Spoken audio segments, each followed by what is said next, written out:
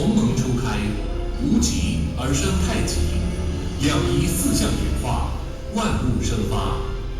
自伏羲画卦以来，一贯道脉源远流传，穿越了千年岁月。名称源自于孔子所说“吾道一以贯之”，主张道本一体，理无二致之一贯一理，倡导尽心知性以知天，尽人道达天道，以儒为本，以弘扬中华文化为用，代代传承，日新又新。如今时转白杨，1905年17代祖弥勒祖师应运，降世为陆祖，善计善术，宏展道路。1930年18代祖张天然师尊、孙卫民师母承续道脉，开启亘古未有的普渡盛况。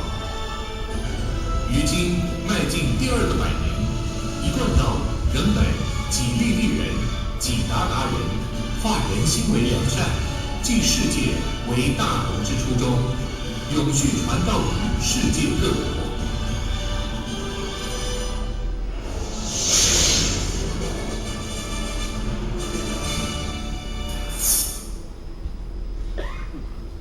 新歌兵老真人出生于清朝光绪12年，民国前26年，西元1886年。